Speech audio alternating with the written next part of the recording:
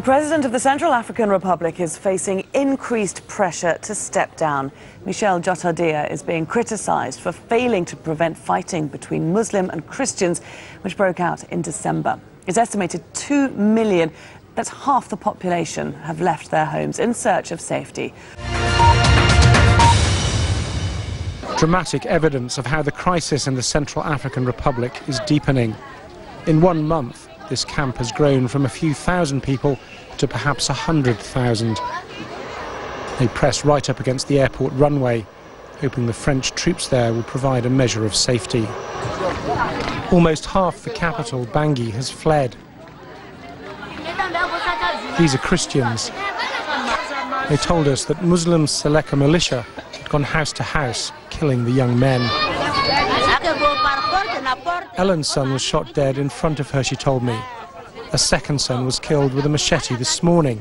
He'd gone to their house to get their belongings.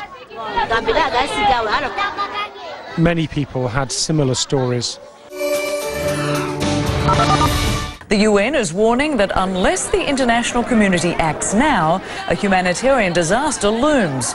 There are fears of disease outbreaks as thousands of people continue to flee the fighting.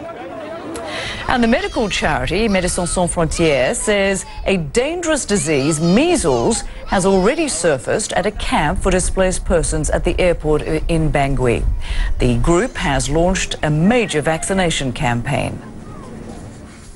It was very urgent to start because it's very contagious, and this population is living in very dire hygienic conditions. The density of the camp is also impressive, and in these kind of camps it's a very high risk of epidemic.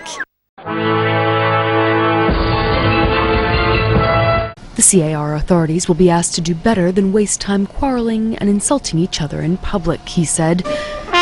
That a veiled reference to increasing tensions between interim President Michel Djotodia and Prime Minister Nicolas Tiangai, who will both attend the summit but risk losing the support of their neighbours. It may happen the economic community of Central African states is overwhelmed and cannot continue to support the transition. French authorities, who will be observing Thursday's summit, still hope elections can be held by the end of the year.